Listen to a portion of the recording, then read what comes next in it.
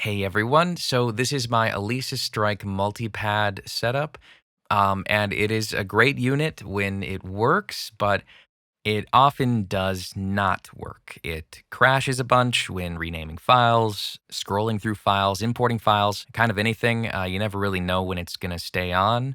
And the most alarming issue that I had was just one time I had a power cycle problem where the unit was powered off like this, and then I turned it on. This screen came up, the firmware version screen came up, and then it shut down and power cycled over and over and over again.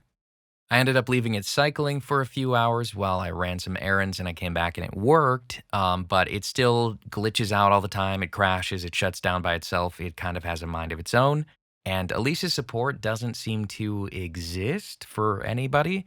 I don't know. I couldn't get through to him. I saw a comment with a link to a video of somebody opening this up and swapping out a micro SD card that is apparently inside of this unit that there's no reference of anywhere online because I don't think it's meant to be taken out, but it contains the file system.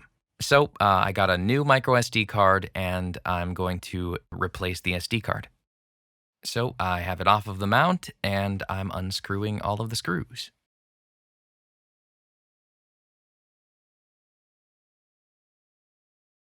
If you also have the accessory mount adapter here, you got to take it off because there are these two screws that you have to remove. And it's pretty tight. There's two ribbon cables that keep you from opening it up entirely.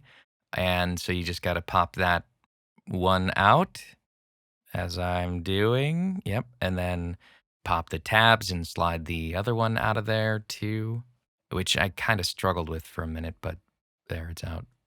And the piece that's on the desk right now, just set that aside. And this top piece, gonna want to unscrew this piece of circuit board and kind of work it off. And I didn't get the best video of the SD card. I mean, you can see it there, the red and gray. I'm pointing at it. And that's just in that piece of circuit board you popped off. And I couldn't really get the SD card out that easily. I was using a tweezers to try to slide it out. I eventually had to like pop it off. And what you're seeing right here is me losing the SD card in the other piece of circuit board and fishing it out like a guitar pick in an acoustic guitar. But I got it and I plugged it into the computer. And here is me checking what file system format the old card is, which is FAT32. This card is 32 gigabytes, and the new card is as well.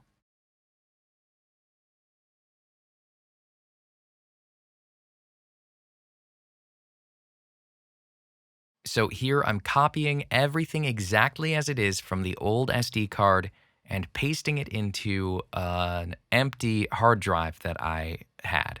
I just did this because I only had one micro SD card reader available at a time. But if you have two, you can just copy the old card to the new card directly. And the new SD card is also FAT32 by default. So we're going to copy all of the data from the old SD card here and paste it into the new SD card. Don't alter anything with the files. Don't change anything. Just direct carbon copy from the old SD to the new SD.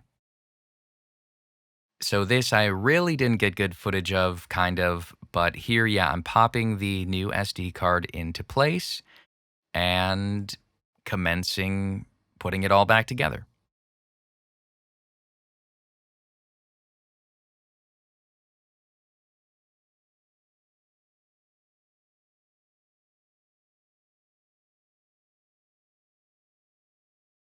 So once you're able to like orient the unit pieces together, put the ribbon cable back in,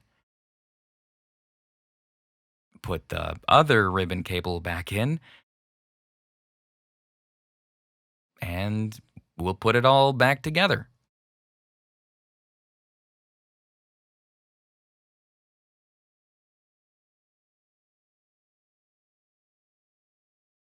And this is the type of YouTube video with screwing that won't get you banned.